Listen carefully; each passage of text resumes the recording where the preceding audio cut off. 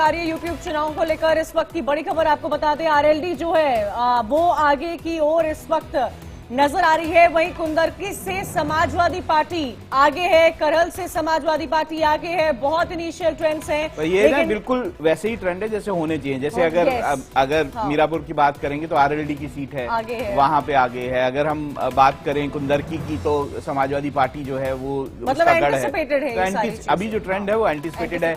अगर ऐसा कोई ट्रेंड आएगा जो एंटिसिपेटेड नहीं है, जैसे कि बारामती की बात अगर हम करें, ये भी एंटिसिपेटेड था कि शरद पवार जो है पूरी ताकत लगाए हुए हैं, वहां पे अजीत पवार को मुश्किल होगी। तो ट्रेंड जो आ रहे हैं वो एंटिसिपेशन जो था, जो सोच थी कि ऐसा हो सकता है, वही ट्रेंड है लग रहा है। राहुल जी, आपको लगता है अगर अजीत पवार जो अभी इनिशियल ट्रेंड्स चल रहे हैं उसमें जैसे पीछे नजर आ रहे हैं, तो ये बहुत बड़ा सेटबैक होगा महायुति के लिए, अजीत पवार के लिए, शायद हिंदुत्व के भी लिए, क्योंकि वही एक ऐसे नेता हैं जिन्होंने साफ तौर पर योगी आदित्यनाथ के उस बयान का खंडन किया था, बटेंगे तो कटेंगे, और कहा था ये सब चीजें महाराष्ट्र में नहीं चलती हैं। देखिए, मैं ये मानता हूं कि महाराष्ट्र में जिस तरह से सीट डिस्ट्रीब्यूशन हुआ है, बीजेपी जो है 149 पे लड़ रही है, एकनाथ शिंदे जो है 81 पे लड़ रहे हैं, अजीत पवार 59 पे लड़ रहे हैं। तो ज्यादा जो स्टेक पे है वो बीजेपी का स्टेक पे।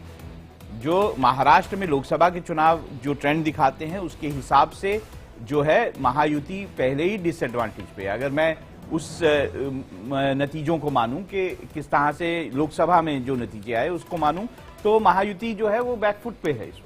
तो आपको लग रहा है कि महाविकास आघाड़ी का अभी फ्रंट फुट पे है और आने वाले समय में उसकी तस्वीर बदल सकती है? मैं आऊंगी इसी बीच सीसा में, उससे समाजवादी पार्टी जो है ये भी प्रेडिक्टेड है, आगे चल रही है। यूपी उपचुनाव को लेकर वोटों की गिनती जारी है। यूपी उपचुनाव भी अपने आप में काफी खास हो जाते हैं, क्योंकि इन 9 सीटों पर सभी दिग्गज नेताओं ने अपनी अपनी पार्टी के पूरा दमखम दिखाया था। आपको क्या लगता है राहुल जी, जो भी नतीजे यूपी के 9 सीट्स पे आएंगे वो आने वाले समय में 27 में जो असेंबली इलेक्शन है, क्या उसको अफेक्ट करेंगे या ये सिर्फ बातें होती हैं? देखिए, ऐसा जो मुद्दे जिस वक्त जो काम कर रहे होते हैं वो उस वक्त होते हैं। मतलब जनता की मेमोरी शॉर्ट है, वो भूल जाएंगे। वो ऐसा नहीं होता कि कोई मुद्दा जो है वो सालों साल जो है वो चलता रहे, ऐसा नहीं होता है। उस वक्त जैसे महाराष्ट्र में लोकसभा चुनाव में जो मराठा वर्सेस ओबीसी का मुद्दा हमें देखने को मिला, वो जो है वो लोकसभा चुनाव में काम किया, लेकिन क्या वही काम जो है आज कर रहा है, ये देखने वाली बात होगी। जहां पर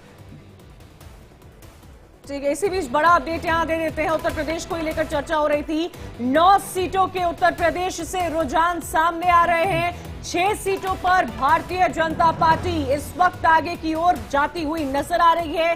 3 सीटों पर समाजवादी पार्टी आगे है। देखना दिलचस्प होगा इनिशियल ट्रेंड्स। इसमें 9 में से जो है एक आरएलडी है, तो वो बीजेपी प्लस होगी। बिल्कुल, और 6 सीटों पर बीजेपी और आरएलडी एक साथ नजर आ रही है। वहीं समाजवादी पार्टी जो है वो बाकी की 3 सीटों पर नजर आ रही है। क्या ये कहा जाए, अगर यही आपको लग रहा है राहुल जी की ट्रेंड्स में तब्दील, जो ट्रेंड्स आ रहे हैं वो रिजल्ट में तब्दील हो सकता है? बहुत ज्यादा ये उस साइड है जिस तरह से एग्जिट पोल जो कह रहे थे। अब इसमें कोई तब्दीली होती है तो बात अलग होगी, लेकिन एग्जिट पोल जिस तरह की बात कर रहे थे वो भी यही बातें कर रहे थे। 3 से 4 सीटें जो है समाजवादी पार्टी की बात हो रही थी, 5 से 6 सीटों पर जो है वो बीजेपी प्लस की बात हो रही थी। तो मुझे लगता है ट्रेंड उसी तरफ है, लेकिन ये देखना होगा कि ये ट्रेंड बदलते हैं या फिर ऐसा ही रहता है। बहुत इनिशियल जो है रुझान। राहुल जी, हम लोकसभा के मुद्दों की बात करते हैं, हम विधानसभा के मुद्दों की बात करते हैं, उपचुनाव के इश्यूज क्या होते हैं? क्या बयानबाजी होती है, क्या पोस्टर्स होते हैं? क्या यूपी की जनता इन्हीं चीजों पर अपने मत का इस्तेमाल करती है? देखिए, उत्तर प्रदेश में इस बार चुनाव जो है वो बटेंगे और कटेंगे जैसे मुद्दों पर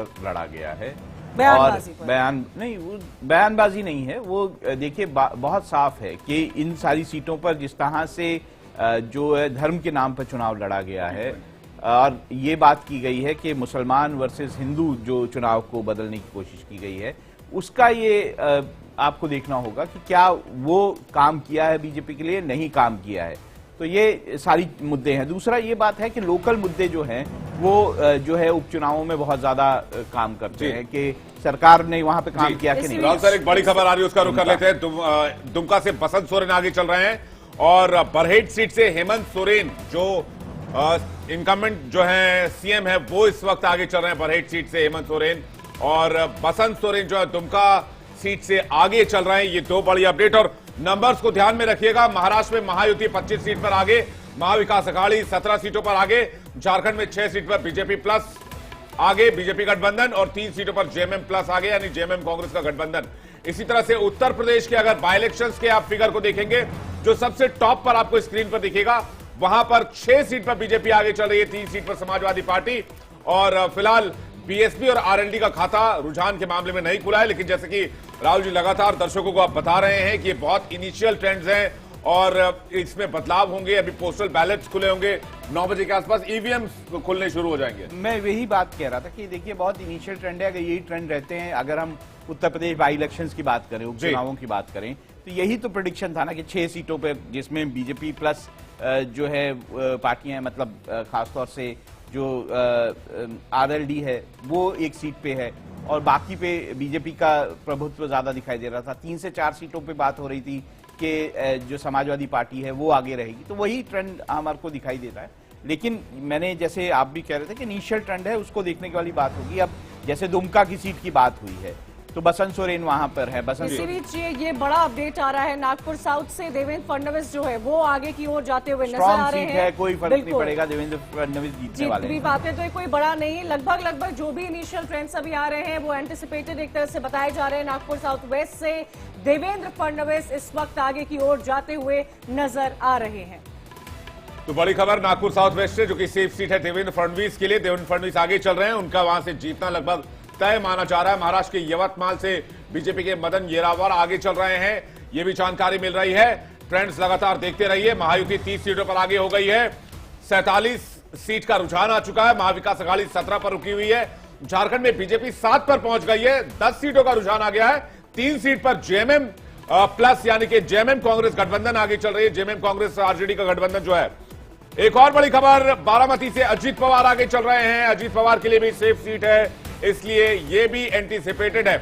इसके अलावा सकौली से नाना पटोले कांग्रेस के नेता वो आगे चल रहे हैं, यह भी खबर मिल रही है। यानी कि जो वीआईपी कैंडिडेट्स हैं वो अभी तक अपनी सीट को बचाते हुए आगे बढ़ते हुए नजर आ रहे हैं, सुरक्षित माने जा रहे हैं। लेकिन लगातार टैली आपके सामने रख रहे हैं। महाराष्ट्र की तस्वीर आप देखेंगे, 30 सीट पर माफ कीजिएगा महायुति 35 पर पहुंच गई है महायुति, और महाविकास अघाड़ी 17 पर ही रुकी हुई। इनिशियल ट्रेंड्स में महायुति काफी आगे जाती हुई दिख रही है, आप तस्वीरों में देख सकते हैं। महाविकास अघाड़ी अब 22 पर पहुंची है, 57 सीटों का रुझान। झारखंड में 11 सीटों